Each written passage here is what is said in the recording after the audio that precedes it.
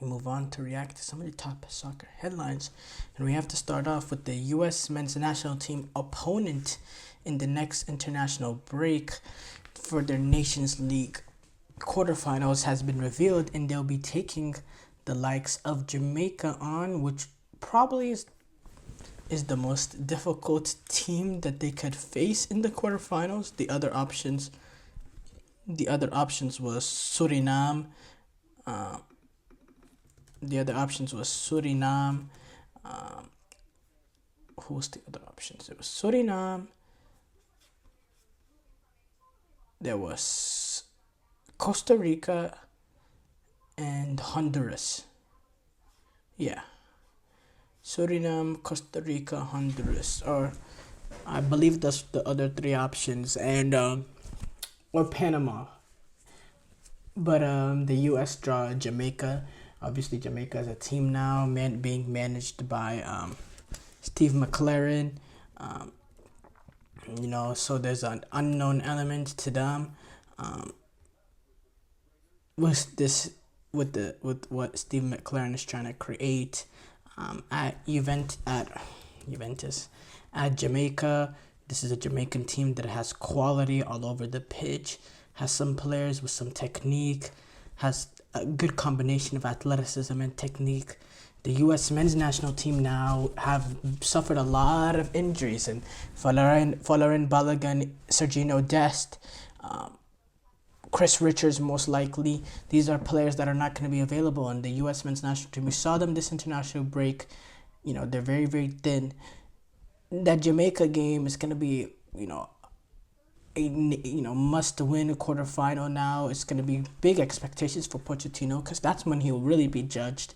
Are these competitive games? That's a difficult.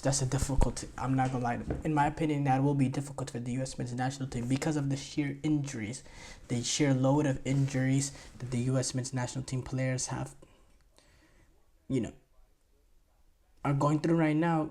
They need to pray that Christian Pulisic and Weston McKennie, because McKennie is also a player that has suffered a muscular injury in the last few days. These are they have to not they don't have to, but they're vital for the USMNT against Jamaica with the injuries for Gio Reyna, Sergino Dest, Chris Richards, Folarin Balogun.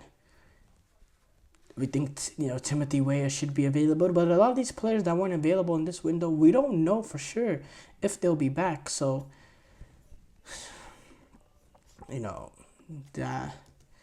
that could be a very, very difficult outfit for the U.S. men's national team. I do have to say that's something that could be really, really interesting. As far as the Nations League, the rest of the fixtures was revealed. Mexico get to take on Honduras. Canada, they move up the FIFA rankings with their win in their friendly, with the combination of U.S. losing to Mexico. It was based on FIFA rankings on why Canada were playing Suriname instead of Jamaica. So Canada will be playing Suriname, and then Costa Rica playing Panama. That will be the Nations League quarterfinals.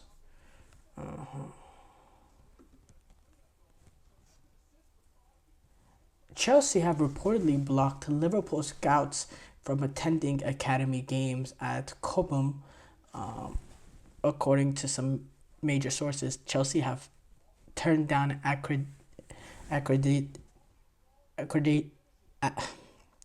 accreditation requests from Liverpool and Manchester United scouts, which raised concerns about the tensions amongst those top academies.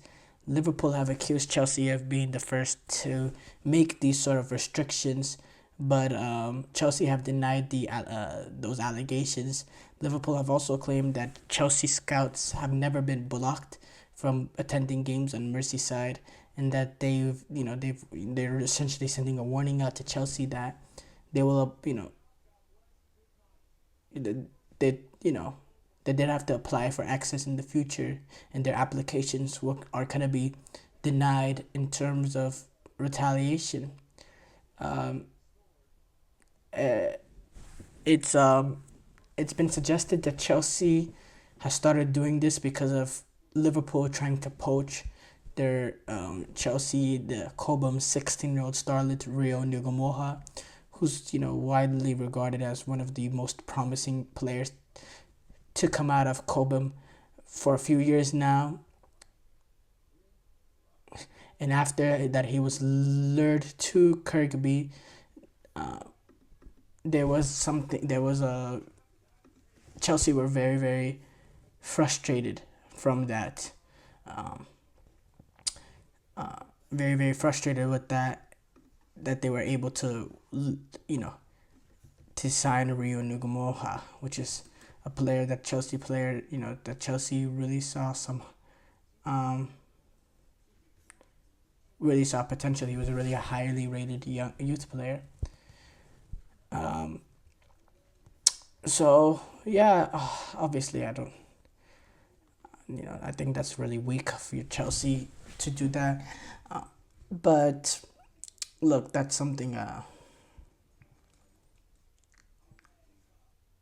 you have to, because at the end of the day, you will take advantage of your opportunities as well when you're sending your scouts. You don't want to annihilate, your other teams and ruin the relationship, because you'll have your opportunities to take advantage to lure players from the United Academy, from the Liverpool Academy, from the Tottenham Academy, from the Arsenal Academy. So you don't want to bridge a relationship there that is just unnecessary. I don't understand. Sometimes Chelsea, certain things that they do, and these are all things that I blame from the top. These sort of things never happened before this new ownership group came in.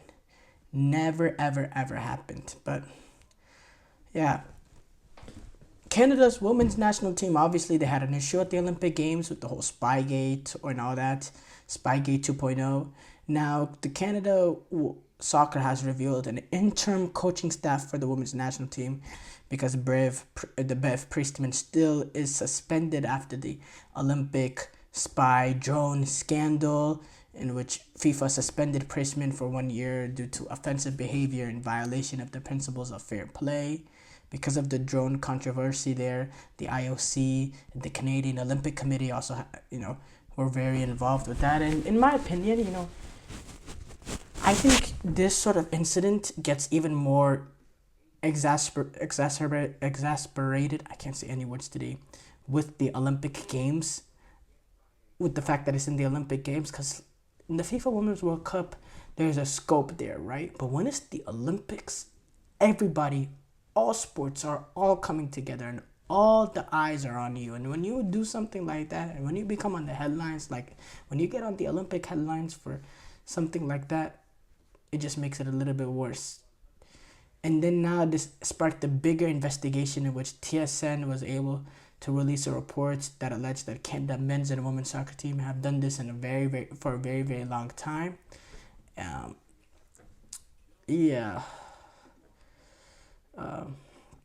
There's a lot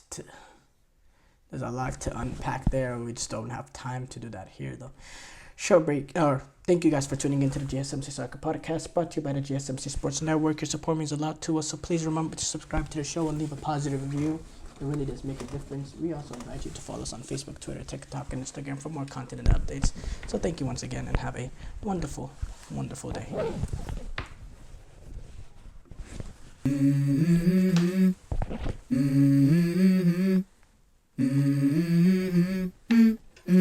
Let's go.